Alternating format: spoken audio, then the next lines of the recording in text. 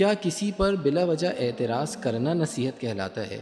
کیا کسی کو بھری محفل میں اس کا عیب بتانا اور اس کو شرمندہ کر دینا نصیحت کہلاتا ہے؟ نہیں۔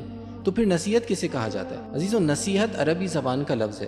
ہم عرب کے ہاں دیکھتے ہیں کہ وہ اس لفظ کو کہاں استعمال کرتا ہے، تو ہمارے لیے واضح ہو جائے گا کہ نصیحت کے کیا معنی ہے۔ عرب جس درزی کے ہاتھ میں سوئی ہوتی ہے اس سوئی کو کہتا ہے منصحہ، اور اس درزی کو کہا جاتا ہے ناصح، اور وہ درزی اس سوئی کے ذریعے سے جس کپڑے کو پیوند لگاتا ہے، درست کرتا ہے، اس کپڑے کو کہا جاتا ہے نصاح، اور اس پورے پروسیس کو کہا جاتا ہے نصیحت۔ یعنی درزی کیا کرتا ہے؟ جہاں سے کپڑا پھٹا ہوا ہے وہاں پر پیوند لگا دیتا ہے، جہاں پر خلا ہے اس کو پر کر دیتا ہے، جس کپڑے پر بگاڑ آیا ہوا ہے اس کو سنوار دیتا ہے، اس کو کہا جاتا ہے نصیحت۔